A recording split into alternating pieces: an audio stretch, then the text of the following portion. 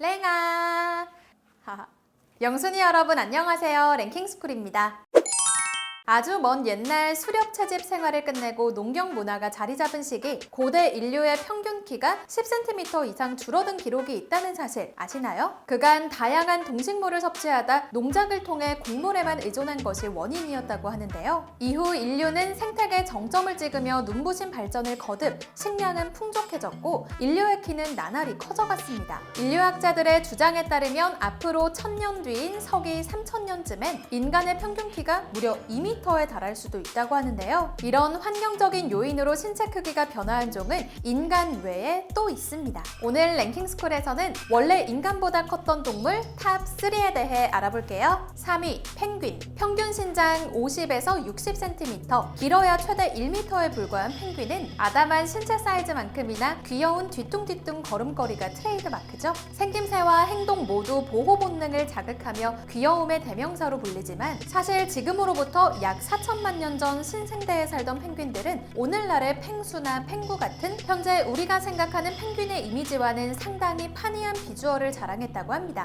아르헨티나 라플라타 박물관의 연구진이 발견한 당시의 펭귄 클레코우스키 화석을 분석한 결과 신장은 장장 2m에 달하며 몸무게는 113kg이 넘는 것으로 추정되는데요. 웬만한 사람도 옆에만 서면 왜소하게 보인다는 농구선수 출신 방송인 서장훈 씨와 비슷한 스펙입니다. 상상이 되시나요? 이 밖에도 클레코우스키 크기에는 살짝 미치지 못하지만 신장 1.8m, 무게 90kg으로 건장한 성인 남성 체격에 준하는 안트로포르니스 펭귄도 있습니다. 신생대 당시 남극에는 이 같은 거대 펭귄이 10에서 14종에 이르던 것으로 전해지지만 거대했던 펭귄들이 점차 작아지면서 현재 크기로 진화한 것으로 보이는데요. 현재까지 정확한 이유는 밝혀지지 않았지만 전문가들은 큰 몸집 탓에 포식자들에게 발견되기 쉽고 그만큼 에너지 소비가 많은 게 단점으로 작용, 남극에서 살아났는데 보다 유리한 작은 사이즈를 선택한 것으로 추정하고 있습니다. 거대한 고대 펭귄들이 멸종한 것으로 추측되는 시기는 2500만 년 전 신생대 고제 3기 말 무렵. 일각에서는 나중에 등장한 이빨고래나 물개 같은 다른 해양 포식자들과의 먹이 경쟁에서 패한 나머지 자연적으로 멸종한 것으로 보는 전문가들도 있다고 합니다. 참고로 오늘날 지구상에 존재하는 펭귄 중 가장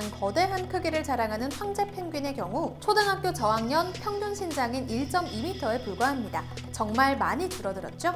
2위 나무늘보. 애니메이션 주토피아 속 신스틸러 캐릭터 플래시의 원형 동물 나무늘보. 보는 사람의 속을 답답하게 만들지만 그 자체로 웃음을 자아내는 나무늘보는 나무늘보라는 이름처럼 느릿느릿한 행동과 작고 귀여운 외모로 잘 알려져 있습니다. 특히 2에서 8kg의 가벼운 체중 덕분에 하루 종일 나무에 매달려 의식주를 해결하고 기초 대사량도 극히 적어 하루에 나뭇잎 3개만 먹어도 충분할 정도라고 하죠. 이처럼 유약하게 그지없는 독특한 특징들이 화제가 되며 나무늘보는 전에 없이 인간들의 관심과 사랑을 받고 있지만 약 11,000년 전까지만 해도 인간보다 훨씬 큰 덩치를 자랑했다는 무시무시한 사실은 모르는 분들이 많은 것 같습니다. 지난 2018년 영국 본머스 대학의 한 교수가 미국 뉴멕시코주에서 발견한 30cm가 넘는 거대한 발톱 화석, 그 주인은 다름 아닌 나무늘보의 조상 땅늘보입니다. 지금이야 콤팩트한 사이즈로 나무 위에서 서식하지만 당시에는 코끼리의 버금가는 압도적인 크기 때문에 땅에서 머물러 땅늘보로 명명됐다는데요. 연구진이 발견한 땅늘보의 발자국 화석을 토대로 추정한 결과 땅늘보가 두 발로 선 키는 최대 3m에 달했을 것으로 분석됩니다. 말이 3m지 우리가 평소 머무는 공간의 천정 높이를 생각하면 땅늘보의 위력적인 크기가 아주 조금은 짐작이 되는데요. 이 밖에도 과거 배설물 분석 결과 현재는 초식동물인 반면 당시에는 부분적 육식을 했다고 전해지며 마치 곰처럼 뒷다리로 지탱하여 직립 상태로 앞다리를 흔들거나 휘젓는 방어 자세도 취할 수 있었던 것으로 추정되는데요. 반전의 연속인 나무늘보의 놀라운 과거, 더 흥미로운 사실은 크기는 비록 입이 떡 벌어질 만큼 컸을지언정 특유의 느릿느릿한 걸음은 오늘날의 나무늘보와 똑같아서 인간들로부터 사냥 표적이 되기 일쑤였다고 합니다. 인간들의 과도한 사냥에 기후 변화까지 맞물려 결국 거대한 땅늘보들은 멸종과 진화를 거듭했고 나무늘보로 변화한 것이라고 하네요. 1위 쥐.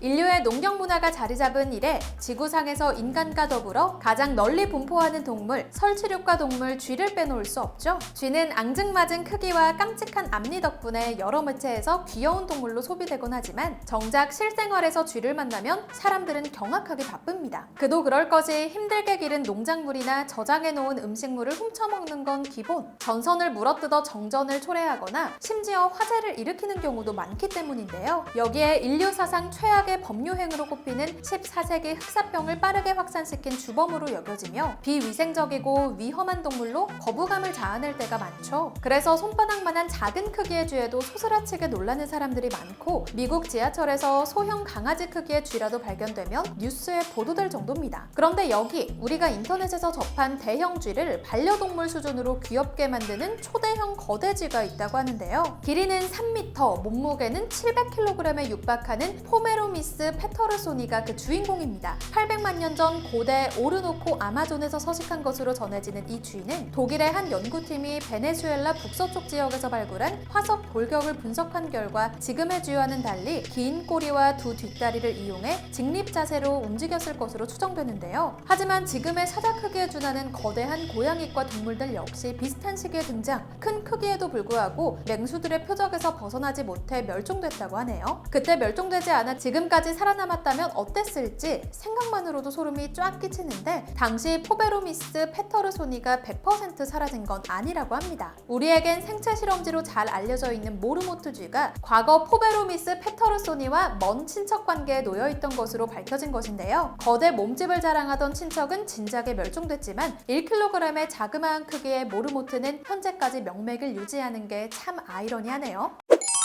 지구상 존재하는 모든 동식물은 주어진 환경에 따라 생존에 유리한 모습으로 시시각각 변화합니다. 오늘 살펴본 새 동물들이 효율 없이 몸집만 큰 자신들의 신체 특징을 변화시켰듯 우리 인간 역시 앞으로 불필요한 신체 기관은 없애고 중요한 신체 기관은 더 강조하는 방식으로 진화와 퇴화를 거듭하게 될 텐데요. 과연 먼 미래의 인류의 모습이 현재와 어떻게 달라져 있을지 궁금해지네요. 지금까지 랭킹스쿨이었습니다. 감사합니다.